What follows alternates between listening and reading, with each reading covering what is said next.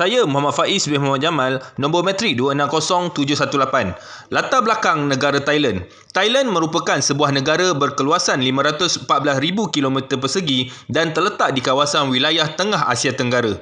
Thailand juga turut dikenali dengan panggilan Siam atau negara gajah putih, dan ibu negara bagi Thailand adalah Bangkok, dan negara tersebut telah mengamalkan sistem pemerintahan kerajaan raja berperlembagaan sehingga ke hari ini, dengan raja terkini negara tersebut diterajai oleh Raja Maha Vajiralongkorn yang berperanan sebagai ketua negara, manakala bagi Perdana Menterinya pula adalah Yang Amat Berhormat Jeneral Prayut Chan-o-cha yang berperanan sebagai ketua kerajaan.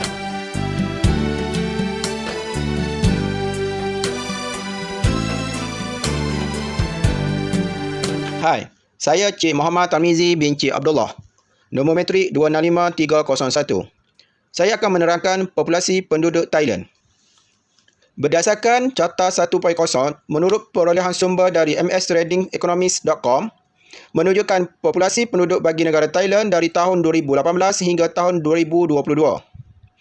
Menurut dari sumber yang diperolehi juga sehingga kini, negara Thailand memiliki anggaran penduduk berjumlah 66,800,000 orang bagi tahun semasa 2022.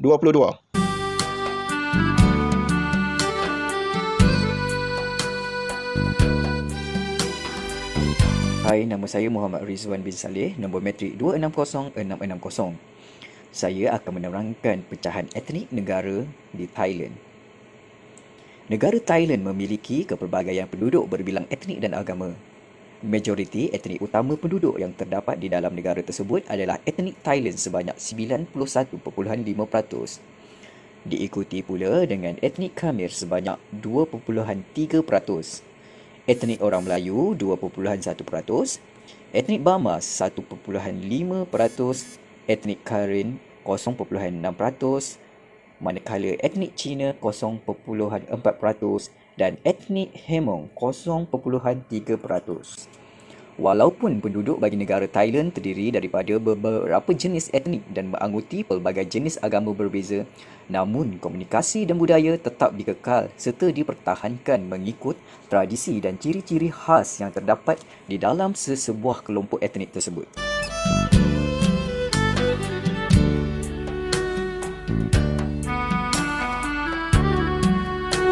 Hai, saya Juliana binti Ibrahim, nombor matrik 260618. Saya akan menerangkan berkaitan budaya etnik Thai bagi negara Thailand. Di antara kelompok etnik yang terdapat di negara Thailand adalah etnik Thai, dan etnik tersebut merupakan majoriti etnik utama tertinggi di kalangan pecahan penduduk bagi negara tersebut, merangkumi 91.5% atau berjumlah anggaran 61,122,000 orang. Di antara contoh amalan budaya tersebut adalah berkaitan amalan kepercayaan dan keagamaan yang kuat, adat pernikahan, tarian tradisional, acara berkaitan sambutan perayaan atau festival dan lain-lain lagi.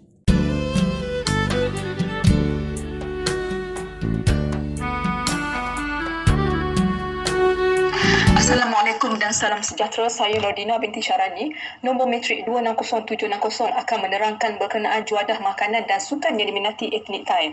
Baiklah, berkenaan juadah makanan, etnik Thai amat mementingkan 5 rasa asas di dalam setiap masakannya, iaitu rasa manis, masam, pedas, pahit dan masin, di mana ia dapat memberi kenikmatan ketika memakan juadah dengan memberi rasa serta aroma yang seimbang dan menyelerakan. Di antara ramuan-ramuan utama tersebut yang digunakan dalam setiap masakan Thai adalah cili, bawang putih, serai, limau nipis, lengkuas, ketumbar, sos ikan dan gula kabung.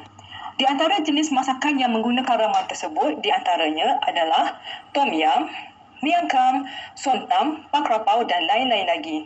Namun begitu, makanan harian utama bagi etnik Thai adalah berasaskan beras yang dimasak dan menjadi nasi.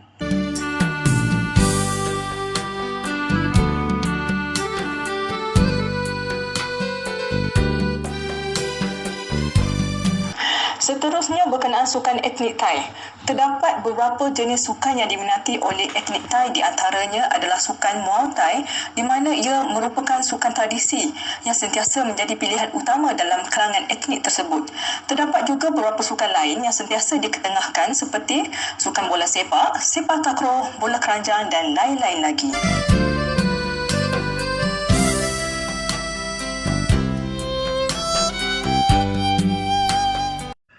Menurut E.B. Taylor 1958, budaya juga boleh didefinisikan sebagai suatu keseluruhan ciri yang meliputi berkaitan pengetahuan, kepercayaan, tata susila, seni dan sebarang kemahiran tingkah laku yang telah dipelajari oleh sesebuah kelompok manusia sebagai ahli masyarakat tersebut.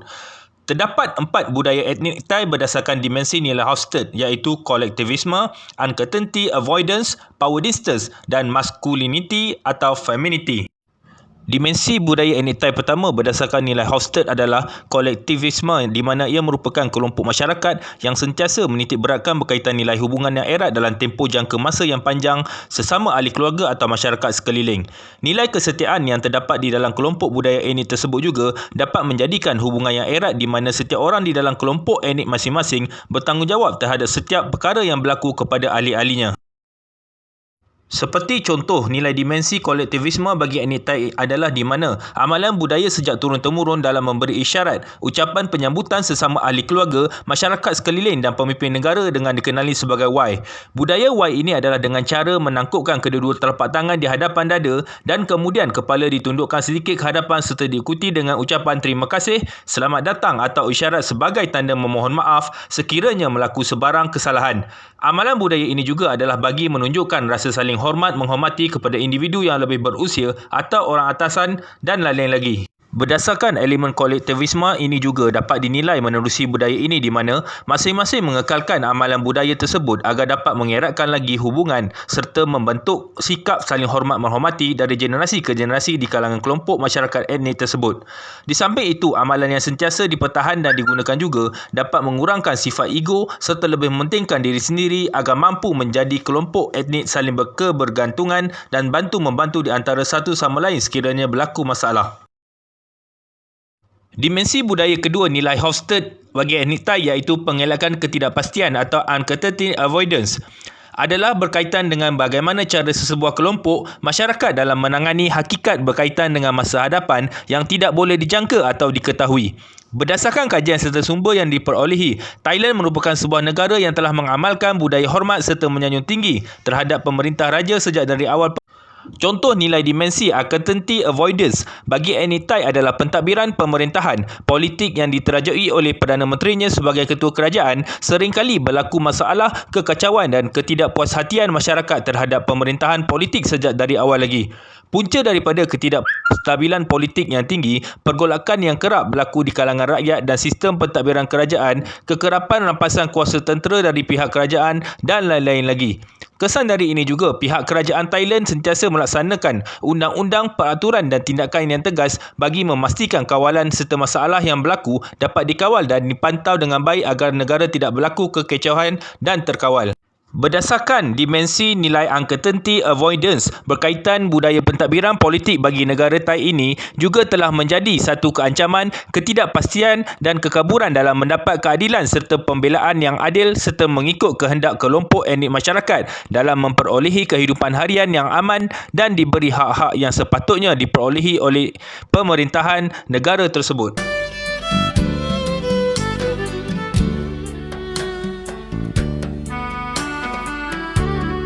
Dimensi budaya ketiga nilai Hofstede bagi etnik Thai iaitu power distance, di mana lebih menekankan kepada sejauh mana kelompok masyarakat yang ada di dalam sesebuah negara tersebut begitu suka serta terlibat sama berkaitan institusi, hubungan serta hak-hak yang diagih secara sama rata. Seperti contoh situasi yang dapat dinilai melalui dimensi budaya high power distance, ini adalah di mana kadar ketidakseimbangan kekayaan yang berlaku di kalangan penduduk dan kelompok etnik Thai sendiri. Ini dapat dilihat dalam budaya yang telah diamalkan di dalam sistem pentadbiran kerajaan dan swasta di mana pihak atasan, pemerintahan atau individu berpangkat tinggi di dalam sesebuah organisasi akan sentiasa dihormati. Setiap arahan yang diberi akan dipatuhi dan sikap setia serta komitmen yang tinggi kepada majikan sentiasa diterapkan. Ini bertujuan agar pihak atasan dan majikan akan memberi jaminan untuk menjaga, memberi perlindungan serta bimbingan dari masa ke semasa kepada pekerja bawahan dan masyarakat sekeliling agar dapat meneruskan kehidupan dalam keadaan baik dan harmoni.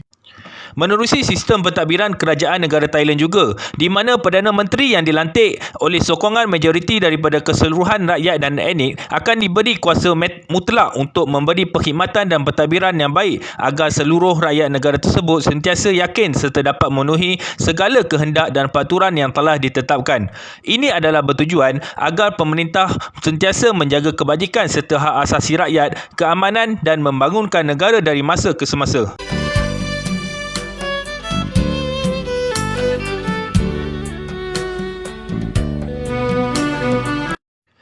Dimensi nilai Hofstede terakhir sekali adalah masculinity atau femininity, di mana ia merujuk kepada sejauh mana ciri-ciri maskulin atau feminin dihargai serta ditonjolkan dalam sesebuah negara. Maskulin lebih merujuk kepada nilai kelelakian di dalam kelompok masyarakat berdasarkan aspek ketegasan, persaingan serta pengumpulan kekayaan, manakala feminin lebih kepada dalam menjaga kebaikan masyarakat sekeliling serta memastikan kualiti hidup yang seimbang. Seperti contoh dimensi nilai maskulin yang dapat dilihat menerusi budaya bagi kelompok etnik Thai ini adalah di mana penglibatan dan lantikan majoriti dari golongan lelaki dalam berkhidmat sebagai pegawai dan anggota polis di dalam organisasi polis diraja Thailand. Bukan itu sahaja, lantikan ketua polis Thailand sehingga kini juga didominasi oleh kaum lelaki sebagai pemerintah tertinggi di dalam pasukan tersebut. Ini menunjukkan bahawa nilai kelelakian, kepimpinan, ketegasan, keberanian dan lain-lain lagi merupakan nilai maskulin yang terdapat di dalam golongan etnik Thai ini untuk melaksanakan tugas yang telah diamanahkan dalam menangani kes berkaitan jenayah, menjaga keamanan negara serta penduduk dan lain-lain lagi.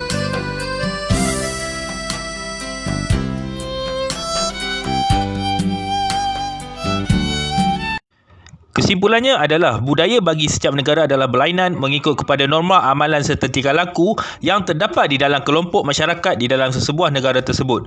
Budaya juga dapat diukur serta dinilai dengan amalan turun-temurun yang masih diamal serta dipertahankan dalam kehidupan seharian dan komunikasi antara budaya yang selalu digunakan. Di samping itu, keunikan dan kepelbagaian nilai budaya yang terdapat juga mencerminkan tahap dan penilaian berkaitan kehidupan masyarakat dan pembangunan negara dari aspek tingkah laku, pentadbiran, pemerintahan, politik dan lain-lain lagi.